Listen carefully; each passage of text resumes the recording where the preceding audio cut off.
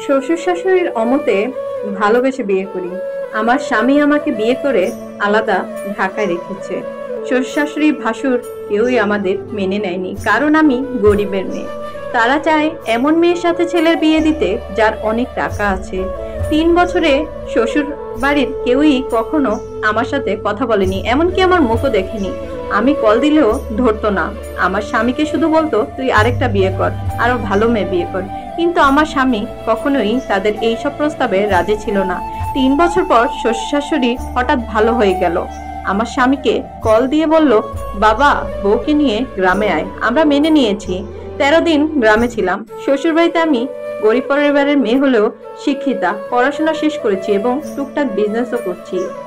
মাসে কখনো 50 বা কখনো 1 লাখ ইনকাম হয়। বোঝেনি তো, ব্যবসার টাকা কখনো কম কখনো বেশি। আমার সুন্দর পোশাক আশাক দেখে আমার যা খোঁজা মেরে কথা বলতো, হিংসে করত। আমাকে পাড়ার সবাই দেখতে এসে প্রশংসা করেছিল, সেটাও আমার জায়ের সহ্য করতে পারছিল না। খুঁচিয়ে কথা বলছিল। 13 দিনে সব রান্না আমার শাশুড়ি করেছিল। শ্বশুরবাড়ির সবার আচরণে বুঝতে পেরেছিলাম যে তারা মন থেকে মানেনি, কিন্তু কেন মানলো তা আমার বুঝতে পারছিলাম না। শ্বশুরবাড়ি থেকে ঢাকায় ফেরার সময় আমার 2টা মোজা খুঁজে পাচ্ছিলাম না। শাশুড়ি বলল, বাড়ির বাচ্চারা হয়তো কিছু করেছে।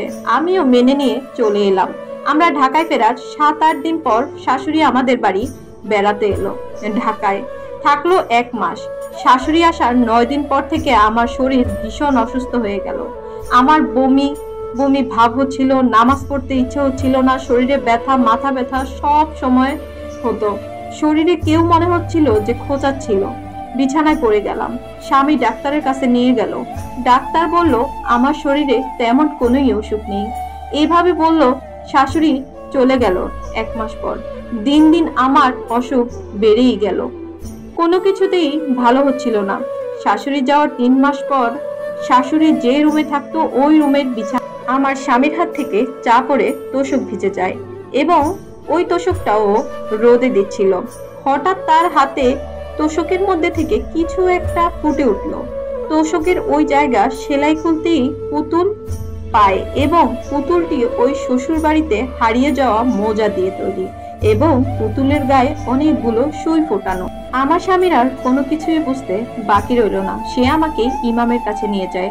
আমাকে কেউ কিছু করেছে সে সেটা ঠিকই বিশ্বাস করেছে, কিন্তু তার মা করেছে সে সেটা বিশ্বাস করছে না।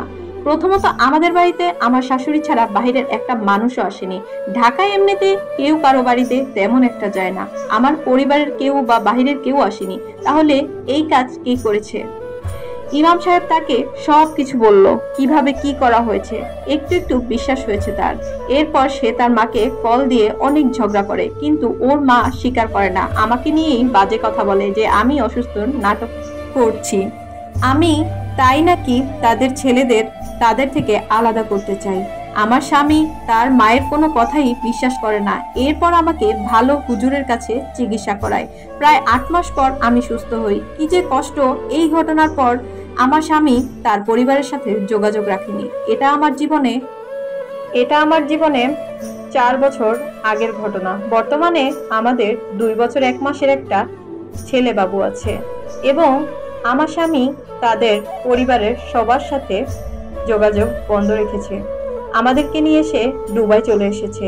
বিয়ের আগে থেকেই সে দুবাই ছিল, যেই জন্য আমাদেরও নিয়ে আসছে, যাতে তার সন্তানের কেউ ক্ষতি করতে না পারে।